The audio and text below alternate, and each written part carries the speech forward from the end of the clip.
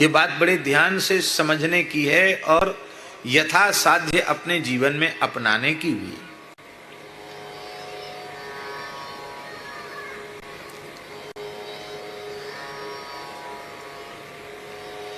आप लोगों को ऐसा लगेगा, खेत में बीज बोने का भी मुहूर्त होता है,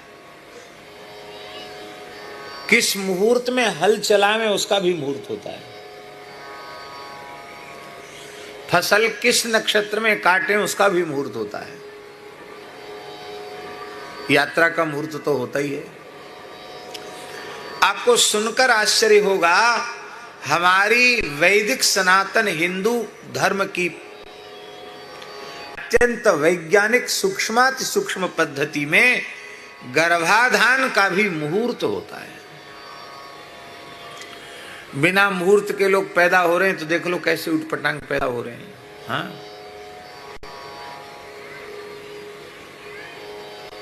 प्रजोत्पत्ति, संतान की उत्पत्ति केवल ये वासना पूर्ति का व्यवहार नहीं था, पितरों के ऋण से मुक्त होने के लिए ऐसा पवित्र सत्पुत्र चाहते थे जो हमारे कुल खानदान को तार दे।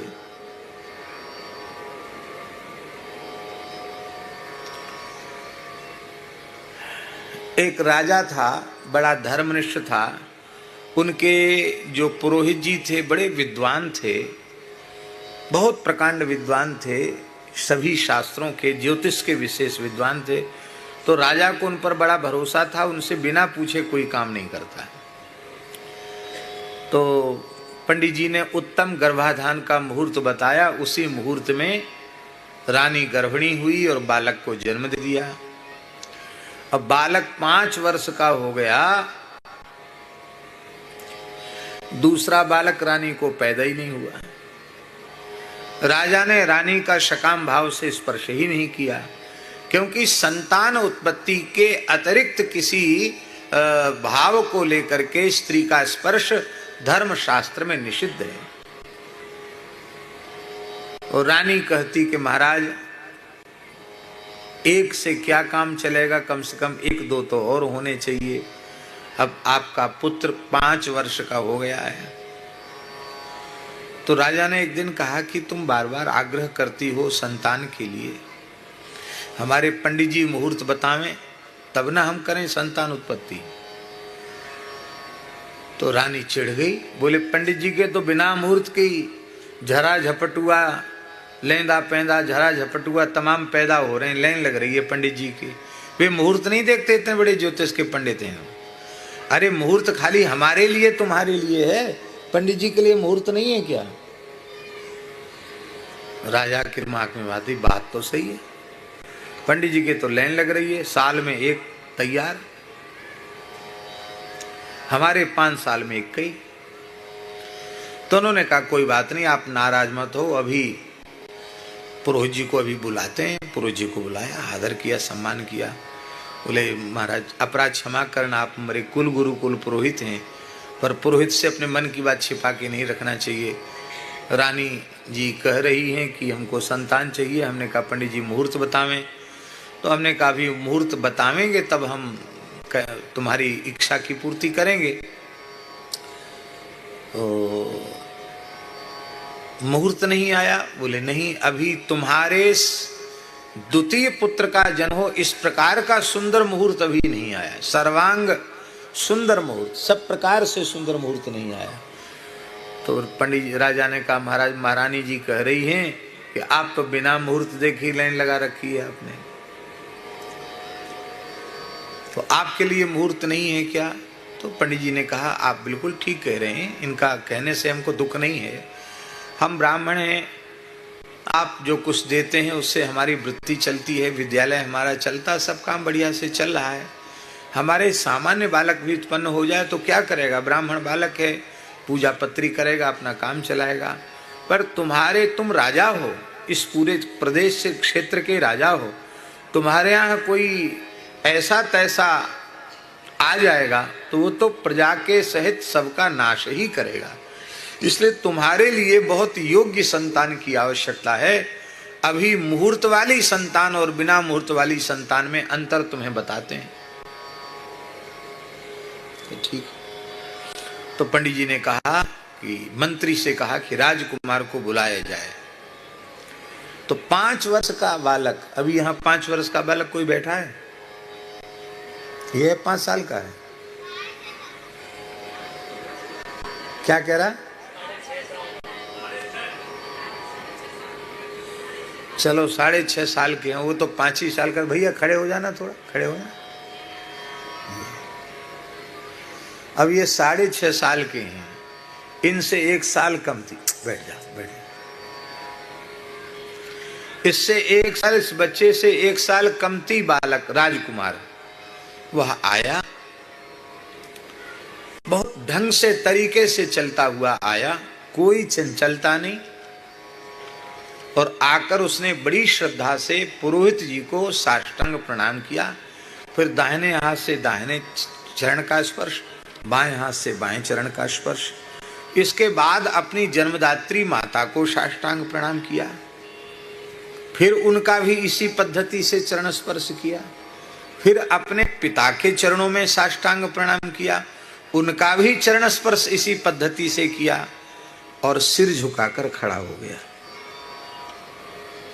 पूज्य पिताजी, आपने मुझे याद किया है, क्या आज्ञा है? राजा ने कहा, वत्स क्या कर रहे थे? पिताजी, खेल रहा था।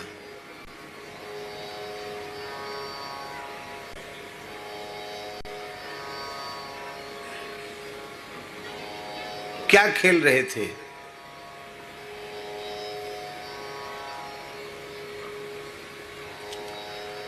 बोले अस्त्र शस्त्रों से खेल रहा था। क्या कहा उस बालक ने?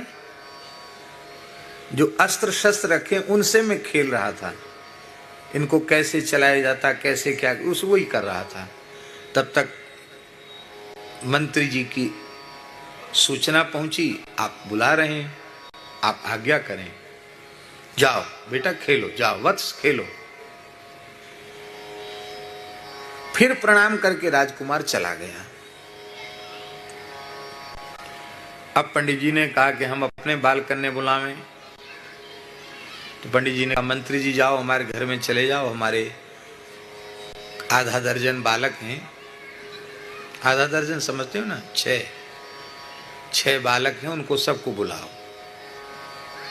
वो आए, सब उछलते कूदते भई आए। कोई पंडित जी की खोपड़ी पे चढ़ गया, कोई कंधे पे चढ़ गया, किसी ने चोटी खींची, किसी ने लांग पीछे से खींच ली। बाबूजी क्यों बुलाया, बाबूजी क्यों बुलाया, बाबूजी क्या कुछ खाने को है? चारों ओर से घेर ली। अरे भाई, राज दरबार है, ये राजा हैं, इनको कम से कम कुछ तो आशीर्वाद दो। ही दांत फाड़ दियो।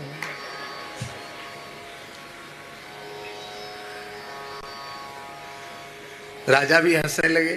बोले भाई ले जाओ महल में, ब्राह्मण बालक हैं, पुरोहित जी के बालक हैं, सबको मिठाई खिलाओ, दक्षिणा दो। सब उछलते कूदते हुए चले गए। किसी की नाक बह रही, किसी की आंख बह रही। सबको खिला पिला के बढ़िया वस्त्र देकर विदा किया।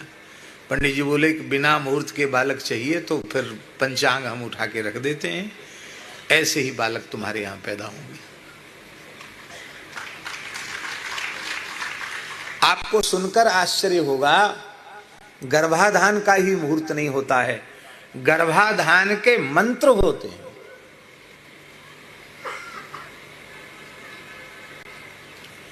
जो हमारे गृह सूत्र आदि श्रौत ग्रंथ हैं, उनमें गर्भाधान के मंत्रों का वर्णन है।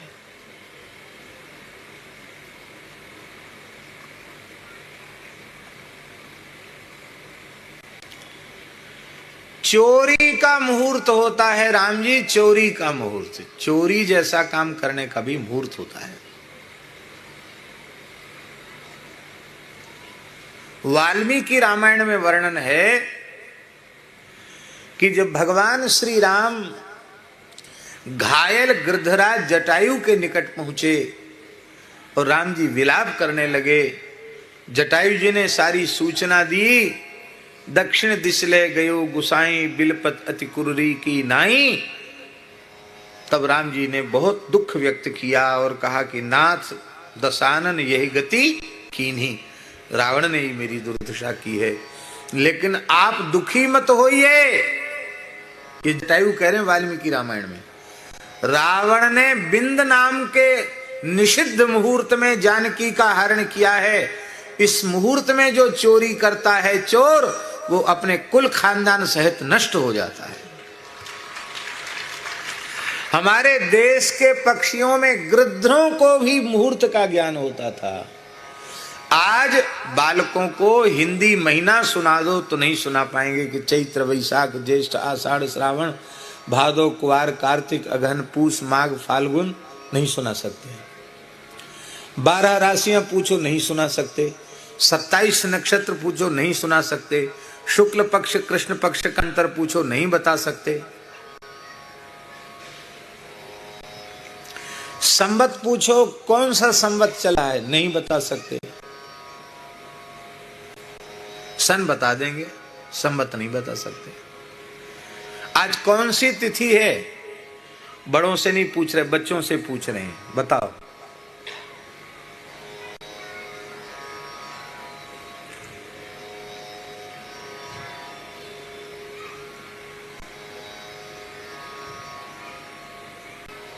ये सब बिना मुहूर्त के हैं। मुहूर्त से होते तो बता देते। पौष शुक्ला तृतीया है ना,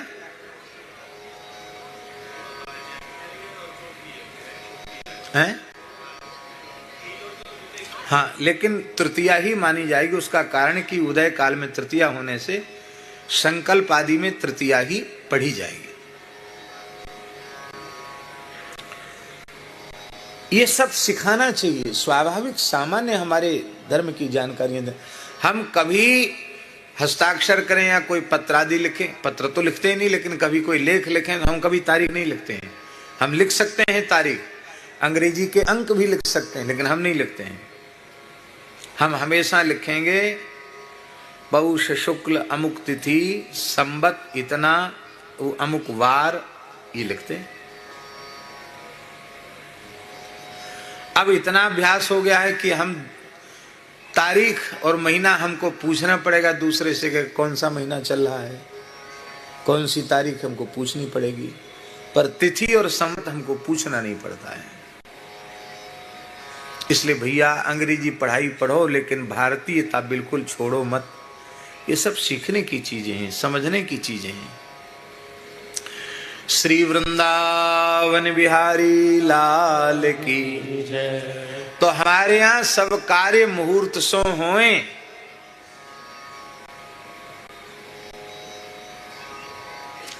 चलो एक बात मुहूर्त की चली है तो एक बात और कह देते हैं। एक बार हमारे पूज्य सदगुरुदेव श्री भक्तमाली जी से किसी ने पूछा कि महाराज जी दीक्षा का कोई मुहूर्त होता है कि नहीं? तो महाराज जी ने कहा हाँ, पंडितों के अनुसार पुराणों के अनुसार तो मुहूर्त होता है, लेकिन हम लोग दीक्षा को भगवत शरणागति मानते हैं और भगवत शरणागति का कोई मुहूर्त होता नहीं है। महाराज जी ने कहा कैसे? बोले किसी के घर में आग लग जाए तो पंडित जी के यहाँ जाकर मुहूर्त नहीं दिखवाता है कि महाराज पंचांग देख के बताओ घर में आग लग गई है, हम किस मुहूर्त में घर छोड़ें। आग लगने पर किसी से मुहूर्त पूछने की आवश्यकता नहीं होती है, तत्काल घर छोड़ करके बाहर निकल जाता है। आग लगनते झोपड़ा जो निकसे सो लाभ। इसलिए जब किसी भाग्यशाली जीव के मन में जिस क्षण भगवत शरणागति का भाव जग जाए कि अब हम भगवान की शरण होना चाहते हैं, वही उसकी दीक्षा का सर्वोत्तम मुहूर्त है। इसलिए महाराज जी कभी विचार नहीं करते थे। कितनी भी व्यस्तता हो,